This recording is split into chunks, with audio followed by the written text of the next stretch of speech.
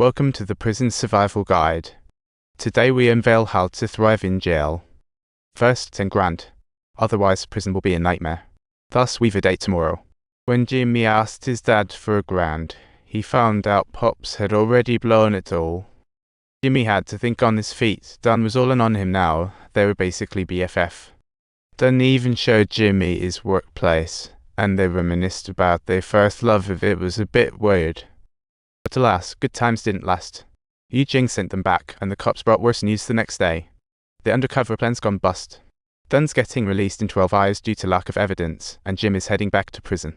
Jimmy thought, well, I remember Dunn's look, gotta keep at it. The woman stopped pushing, she urged Jimmy to speed up the investigation. During the chat, Jimmy revealed Yu Jing's willing, and she said, I got this. Turns out, the cops were busy trying to nail Dunn.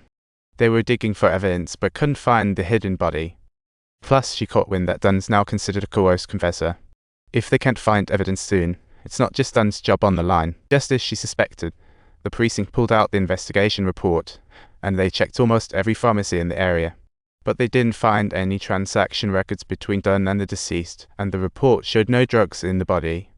During Dunn's interrogation, he was super detailed and totally illogical. The kicker? He had an airtight alibi. With the evidence still MIA, the investigation team had to stop the bleeding. Jimmy rushed to find Dunn when he got back. The two were like old pals, chatting away, unaware Yu Jing was playing them like a fiddle. Yu Jing found them and pulled Jimmy aside to demand when his 10 grand would show up.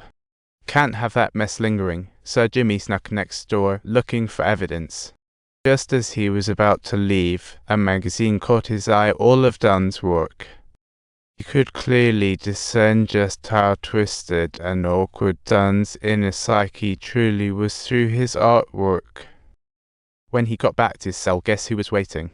Yup, Yu Jing, and that 10 grand issue was still unresolved. Yu Jing asked him to come in, and Jimmy said, "I'm broke, man. No cash here." Yu Jing chuckled and gave him a pat on the shoulder. That was about the only move he had. Dunn remarked how silent the joint was, like the calm before the storm, and asked Jimmy if anyone had been in his cell. And suddenly flipped the script, questioning Jimmy like he was on a game show, leaving him all puzzled. Jimmy decided to play along and said he wouldn't be cool with Dunn anymore. It totally worked. Just as Dunn had predicted, a riot erupted in the prison, but Yu Jing swiftly and timely stopped it. Luckily, neither Jimmy nor Dunn had the riot stripped away.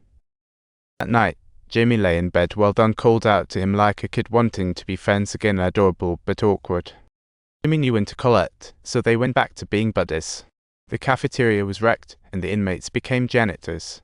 While working, the duo reminisced about their childhoods. Dunn shared his not-so-happy past. His dad was a more eerie-hype man, and Dunn would help dig up graves, stripping the dead of their fancy stuff. He had a tough time getting off a gold ring, and this kid's life was a whole tragedy. And out of nowhere, an adult threw him a pair of scissors, and as he checked his fingers, his dad yelled for him to hurry it up. He got distracted by crows and jumped back in the hole like he forgot something vital. He climbed up grinning with the loot that's the child had done for you. After sharing his story, Dunn was curious to hear Jimmy's tale. Jimmy's story was way sadder. At 14, he stood up to his dad and got a solid beating, leaving him with a concussion. His mom just threw out, "You made your bed, now lie in it," and walked out. That sting was real. At this moment, the prison bell rang abruptly, shattering the silence around, and they stood firmly side by side, fully anticipating the surprising bombshell that Dunn was about to drop. SHH? Not much to feel here. This is exactly what Jimmy wanted to hear.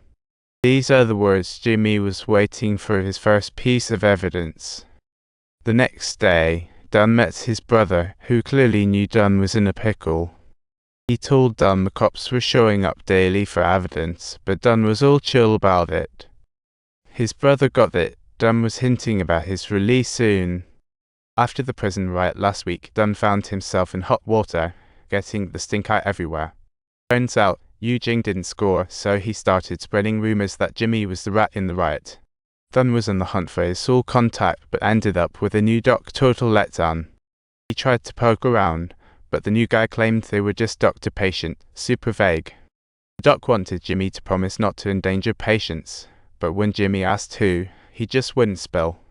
The next day, Buddy Dunn invited Jimmy for chat, but every time they hit a key point, Dunn would interrupt.